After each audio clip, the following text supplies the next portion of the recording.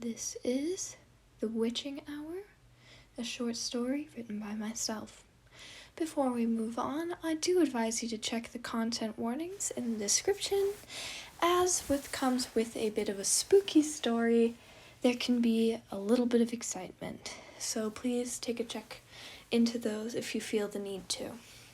And now, without further ado, let's begin. It's dark outside. Too dark.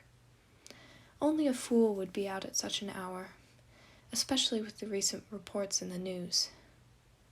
Roman pulled his jacket closer as he walked down the city streets. The newspapers were the first to catch word. Just the local paper, nothing worth offering attention to.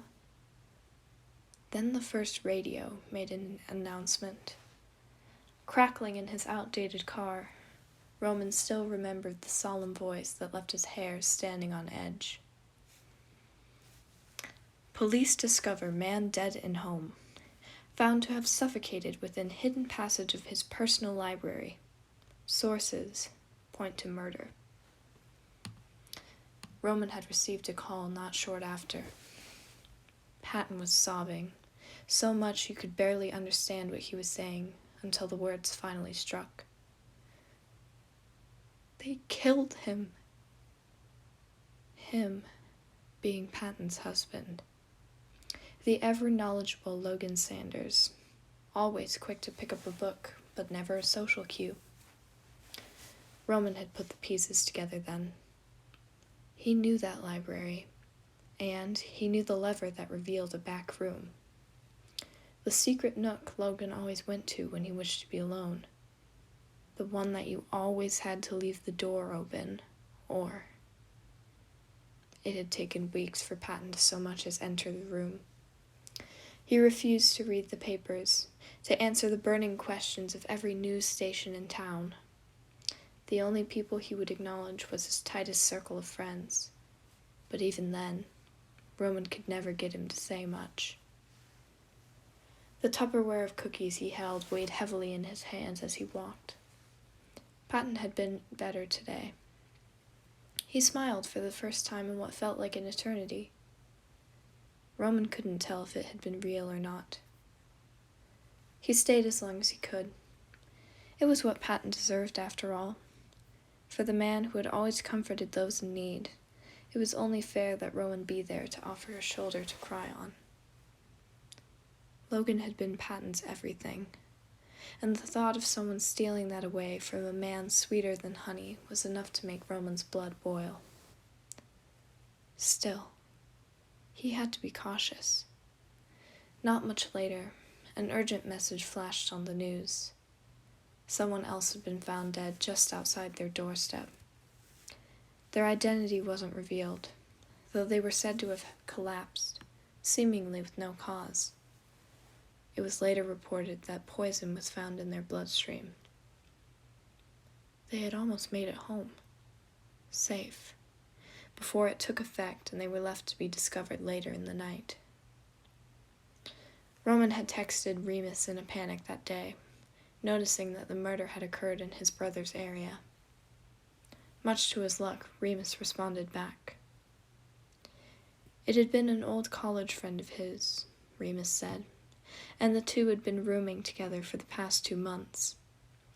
Remus had come home from work late to find them in such a state, though by order of the police he couldn't reveal much more. Roman had thanked him for the information, anyway, and advised him to stay safe, to which Remus responded, "No need to worry, Ro. Safety is my middle name."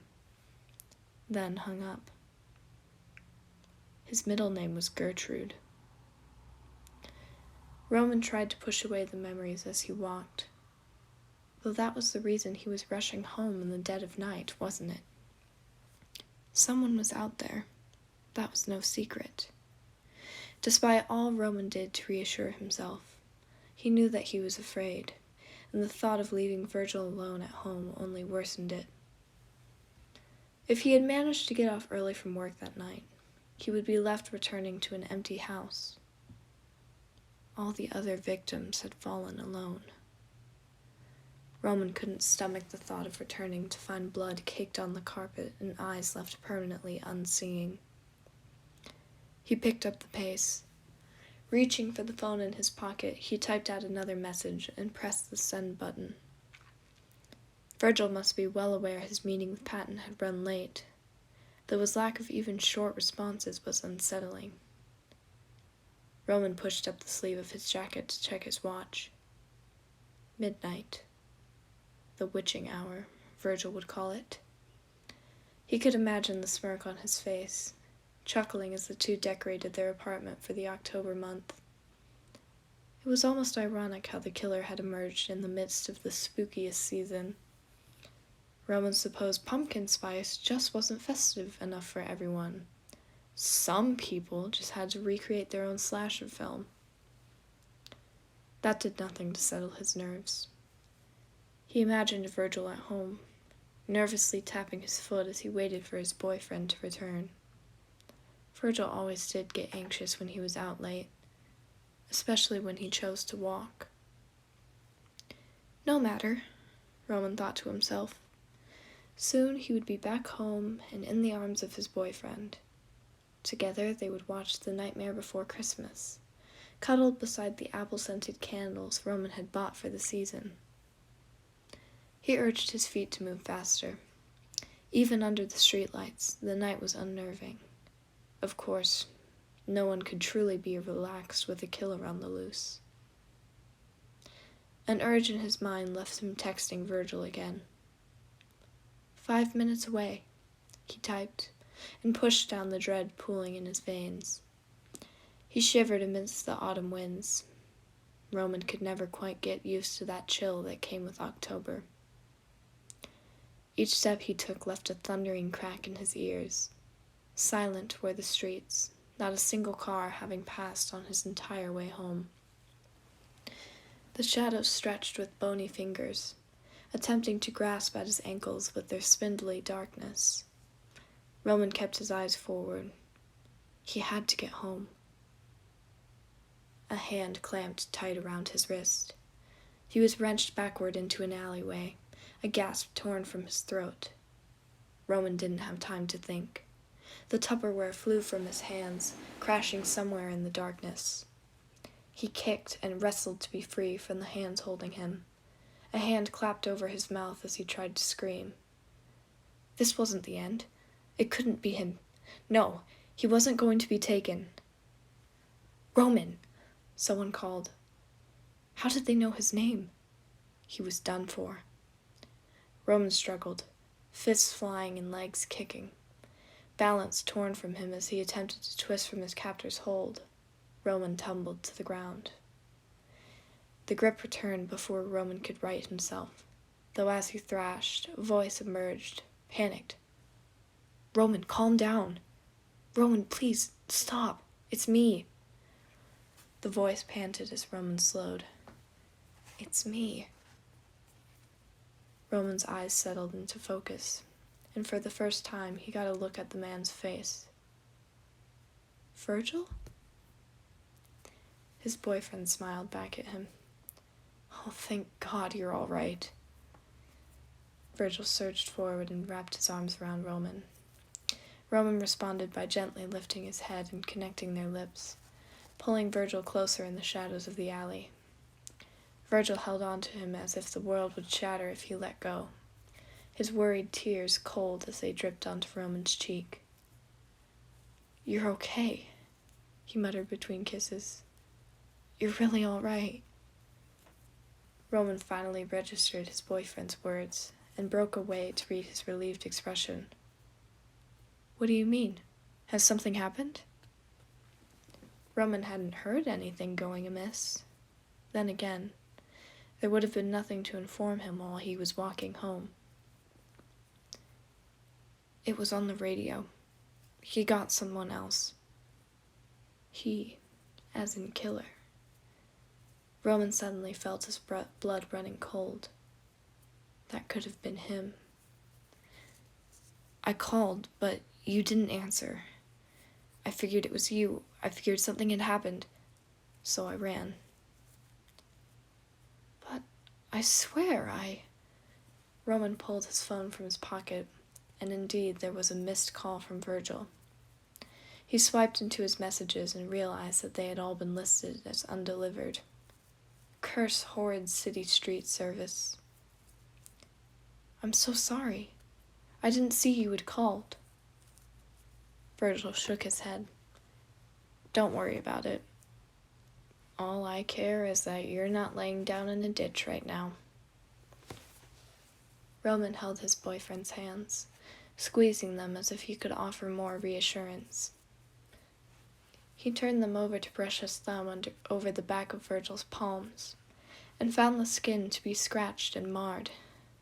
Nail imprints remained pressed into the skin, still red. "You hurt yourself," Roman muttered, worried. Virgil's gaze drifted to his hands, and he quickly pulled them away from Roman's touch. "I'm sorry. I got anxious. I couldn't help it." He moved to pick at the skin, but Roman stopped him. "Careful, darling. You'll reopen the wounds. Why don't we get you home, and I can bandage it for you?" Roman ran his fingers softly over the skin, careful not to aggravate the scratches. Virgil truly had to believe Roman to be in danger.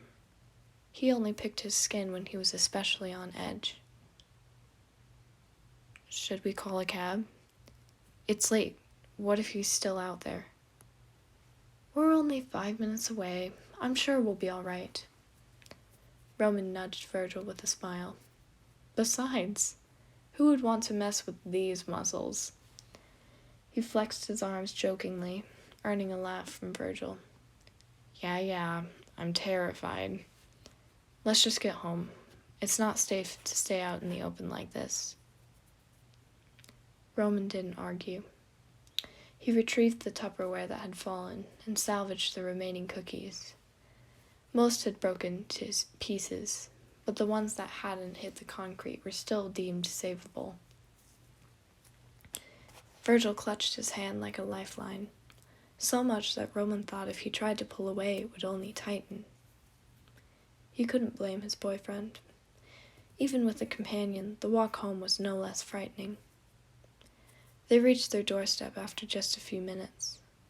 Virgil fumbled in his pockets for a moment before looking up at Roman with an embarrassed expression. "I might have forgotten my keys inside." "Virgil? What? I panicked." He was quick on the defense, eyes wide. "Hey, no need to worry." Roman offered him a smile, retrieving his own set from his jacket pocket. Virgil reflected his smile, though there was something slightly off about it. The corners of his lips turned up just a little too high, more of a grin than the usual smirk he displayed. Roman brushed off the thought and moved to unlock the door. They stepped inside to find all the lights still on. It seemed in Virgil's distress he had forgotten to do almost everything. Roman sighed at the warmth that came with indoor heating, already moving to shrug off his jacket. He held out his hand to accept Virgil's as well, intent on hanging them both in the closet, though his boyfriend stopped him. "I can do it this time," he said, grabbing Roman's own jacket before he could oppose it. He walked off to the closet, and Roman found his way to the living room. The comfort of home finally welcomed him. Virgil soon returned, wiping his palms on the fabric of his pants before moving to sit beside him on the couch. They both admired the light of the fire that Roman had started before sitting down. The light was comforting, and the warmth it brought was more than welcome. Roman sighed, and a gentle hand cupped his cheek. He turned his head so that they were facing each other, and with a grin, Virgil pressed their foreheads together. "It's nice to be back." "You can say that again," Roman smiled, and pressed a kiss to Virgil's hair, to which the other gained a slight tint of red to his cheeks. Safe. He locked eyes with his boyfriend. They glinted so beautifully in the glow of the fire, golden with almost a glow to them. Golden, like a sparkling statue, or iridescent scales. Roman opened his mouth to utter another sweet nothing, but the words suddenly died out on his tongue. Golden. Virgil's eyes were violet. This has been the Witching Hour. Thank you so much for listening. And for those of you who celebrate it, a happy Halloween to you. And for those who don't, I hope you have a wonderful day. And I will see you next time for another story.